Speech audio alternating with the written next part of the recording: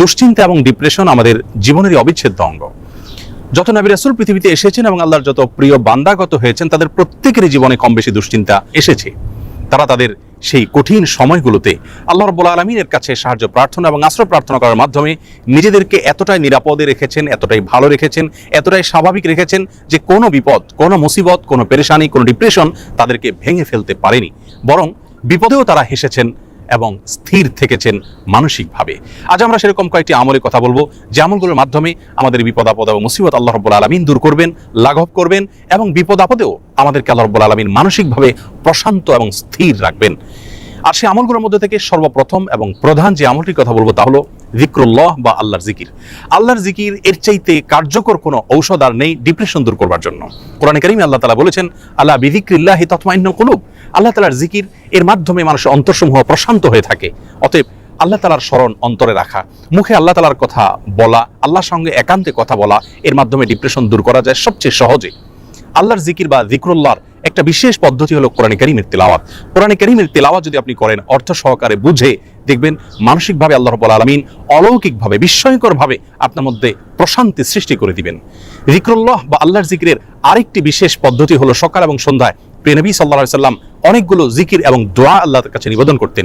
সেগুলো যদি আমরা নিয়মিত করতে পারি তাহলে সেক্ষেত্রে যিকরুল্লাহ এর মাধ্যমে দুশ্চিন্তা এবং ডিপ্রেশন থেকে বাঁচার উপায় আমরা খুঁজে পাবো ইনশাআল্লাহ বিইذনিল্লাহ। দ্বিতীয় যে আমলটির মাধ্যমে দুশ্চিন্তা এবং পেরেশানি থেকে আমরা মুক্তি লাভ করতে পারি তা হলো প্রিয় নবী সাল্লাল্লাহু আলাইহি সাল্লামের সারা জীবনের একটি গুরুত্বপূর্ণ আমল এবং স্পেশাল জিকির, যে জিকির তিনি আল্লাহ তাআলার কাছে নিবেদন করতেন তার কঠিন সময় যখন দেয়ালে পিঠ থেকে যেত, ঠিক সেই সময়। আর সেই জিকিরটি হলো লা ইলাহা ইল্লাল্লাহুল আযীমুল হালিম, লা ইলাহা ইল্লাল্লাহু রাব্বুল আরশিল আযীম, লা ইলাহা ইল্লাল্লাহু রাব্বুস সামাওয়াতি ওয়া রাব্বুল আরদ ওয়া রাব্বুল আরশিল কারীম। এই জিকিরের মাধ্যমে আল্লাহ রাব্বুল আলামিনের একত্ববাদের স্বীকৃতি, আল্লাহর মাহাত্ম্য বর্ণনা করার মাধ্যমে আমরা দুশ্চিন্তা এবং পেরেশানি থেকে মুক্তি লাভ করতে পারবো ইনশাআল্লাহ বিইذনিল্লাহ। তৃতীয়ত যে আমলের মাধ্যমে আমাদের বিপদ আপদ এবং কঠিনতম সময়ে আল্লাহ তাআলার আশ্রয় প্রার্থনা করতে পারি, দুশ্চিন্তা থেকে মুক্তি লাভ করতে পারি, সে দোয়াটি প্রিয় নবী সাল্লাল্লাহু আলাইহি সাল্লাম সারা জীবন নিয়মিত পাঠ করতেন। আনাস রাদিয়াল্লাহু তাআলা আনহু তার 10 বছরের সেবক ছিলেন। তিনি বলেছেন, আমি নবী আলাইহিস সালামকে দেখেছি এই দোয়া সবসময় তিনি পাঠ করতেন এবং আল্লাহ তাআলার কাছে দুশ্চিন্তা এবং পেরেশানিতে আশ্রয় প্রার্থনা করতেন। আর সে দোয়াটি হলো আল্লাহুম্মা ইন্নী আউযু বিকা মিনাল হাম্মি ওয়াল হাযান ওয়াল আজজি ওয়াল কাসাল ওয়াল বুখলি ওয়াল জুবন ওয়া দালা'আদ দাইনি ওয়া গালাবাতির রিজাল। দোয়াটির অর্থ হলো আল্লাহুম্মা ইন্নী আউযু বিকা মিনাল হাম্মি ওয়াল হাযান, আল্লাহ আপনার কাছে আমি আশ্রয় প্রার্থনা করি, মুক্তি চাই পেরেশানি, দুশ্চিন্তা এবং ডিপ্রেশন থেকে, এবং ওয়াল আজজি ওয়াল কাসাল, অক্ষমতা এবং অলসতা থেকে এবং কৃপণতা থেকে, ভীরুতা থেকে আপনার কাছে আমি আশ্রয় প্রার্থনা করি, ঋণের যে চাপ প্রেশার আছে সেটি থেকে, এবং মানুষ আমার উপরে যেন চড়াও না হয় সে বিষয়ে আপনার আশ্রয় প্রার্থনা করি।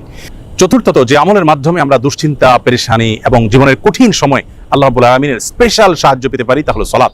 সালাত হলো আল্লাহর সঙ্গে সংযোগ স্থাপনের সবচেয়ে সহজ মাধ্যম। প্রিয় নবী সাল্লাল্লাহু আলাইহি সাল্লাম বলেছেন, সহিহ মুসলিমে বর্ণিত হয়েছে, আকরাবু মা ইয়াকুনুল আবদু মির রাব্বিহি ওয়া হুয়া সাজিদ, বান্দা যখন সিজদায় চলে যায় তখন আল্লাহর সবচেয়ে নিকটতম অবস্থানে সে চলে যায়, আল্লাহ সবচেয়ে কাছাকাছি যেতে পারে। এজন্য প্রিয় নবী সাল্লাল্লাহু আলাইহি সাল্লামের সারা জীবনের অভ্যাস ছিল, সুনান আবু দাউদে বর্ণিত হয়েছে, কানা ইযা হাযাবাহু আমরুন ফাযাআ ইলা সালাহ। প্রিয় নবী সাল্লাল্লাহু আলাইহি সাল্লামের জীবনে যখনই কোনো সমস্যা দেখা দিত তিনি সালাত আরম্ভ করতেন। এজন্য দুশ্চিন্তা থেকে মুক্তির জন্য সালাত এটি অতুলনীয় আমল, এর সঙ্গে অন্য কোনোটির কোনো তুলনা চলে না। আমরা যখনই কোনো বিপদ দেখা দিবে, কোনো পেরেশানিতে আমরা ভেঙে পড়ার উপক্রম হব, তখনই সাথে সাথে ওযু করে আমরা যদি নিষিদ্ধ সময় না হয় 2 রাকাত সালাতে দাঁড়িয়ে যাব, দীর্ঘ কেরাতে, দীর্ঘ রুকুতে, দীর্ঘ সেজদায়, দৃঢ় স্থিরতার সাথে 2 রাকাত সালাত আদায় করে আল্লাহর কাছে হাত তুলে আমরা চোখের পানি ফেলে দিব। সালাতের মধ্যে দুশ্চিন্তা এবং বিপদ আপদ থেকে মুক্তি লাভের জন্য যে সালাতটি সবচেয়ে বেশি কার্যকর এবং আমার জীবনে বারবার আমি পরীক্ষা করে দেখেছি যে এর মাধ্যমে আল্লাহ রাব্বুল আলামিন অলৌকিকভাবে, বিস্ময়করভাবে দুশ্চিন্তা থেকে মুক্তি দান করে থাকেন, তা হলো তাহাজ্জুদের সালাত। ভোর রাতে যখন আপনি সবাই ঘুমিয়ে থাকবে তখন উঠে 2 রাকাত সালাতে দাঁড়িয়ে যাবেন ওযু করে এবং দীর্ঘ সময় নিয়ে দৃঢ়স্থিরতার সাথে কায়মন বাক্যে আল্লাহ তাআলার কাছে সালাত নিবেদন করবেন। সালাতের পরে যখন 2 হাত তুলে আপনি প্রার্থনা করবেন, ঝরঝর করে চোখের পানি আপনার চলে আসবে, আল্লাহর সঙ্গে একান্তে কথা বলবেন, আপনি নির্ভর ফিল করবেন, দুশ্চিন্তা থেকে মুক্তি লাভ করবেন ইনশাআল্লাহ বিইذনিল্লাহ। অতএব দুশ্চিন্তা থেকে মুক্তি লাভের জন্য এই সালাতের আমলটিকে সবচেয়ে বেশি গুরুত্বের সাথে আমাদের করার চেষ্টা করতে হবে। 5 নম্বর যে আমলটির মাধ্যমে আমরা বিপদ আপদ এবং কঠিন সময় আল্লাহ তাআলা আশ্রয় প্রার্থনা করতে পারি তা হলো ইস্তিগফার। ইস্তিগফার এমন একটি বিষয় যে কোনো বর্ণনায় বর্ণিত হয়েছে, নবী আলাইহিস সালাম বলেছেন, মান লাজিমাল ইস্তিগফার, যে ব্যক্তি ইস্তিগফারকে নিজের জন্য অবধারিত করে নেয়, অপরিহার্য করে করে নেয়, নিয়মিত ইস্তেগফার করতেই থাকে, আল্লাহ রাব্বুল আলামিন তার সমস্ত পেরেশানি থেকে মুক্তির পথ তার জন্য সহজ করে দেন এবং বের করে দেন। এবং কোরআন কারীমে আল্লাহ তাআলা বলেছেন, ওয়া মা কানা আল্লাহু মুআযযিবাহুম ওয়া হুম ইস্তাগফিরুন, যেই মানুষেরা ইস্তেগফারের মধ্যে রত থাকে আল্লাহর আযাব তাদের প্রতি আসে না। এজন্য দুশ্চিন্তা, বিপদ-আপদ, পেরেশানি, টেনশন, যে কোনো কঠিন সময় আমরা বেশি থেকে বেশি ইস্তেগফার করব। এটিও আমার ব্যক্তিগত জীবনে বারবার আমি আমল করে দেখেছি যে কঠিনতম সময়ে আল্লাহ তাআলা অলৌকিকভাবে সাহায্য করেন। 6 নম্বর আমল হলো নবী করিম সাল্লাল্লাহু আলাইহি ওয়াসাল্লামের প্রতি দুরূদ প্রেরণ করা। দুরূদের আমলটির মাধ্যমে আল্লাহ রাব্বুল আলামিন মানুষের অন্তরকে প্রশান্ত করে থাকেন, স্থির করে থাকেন, অন্তরের পেরেশানি দূর করে থাকেন, বিপদ-আপদ এবং মুসিবত থেকে আল্লাহ তাআলা মুক্তি দান করে থাকেন।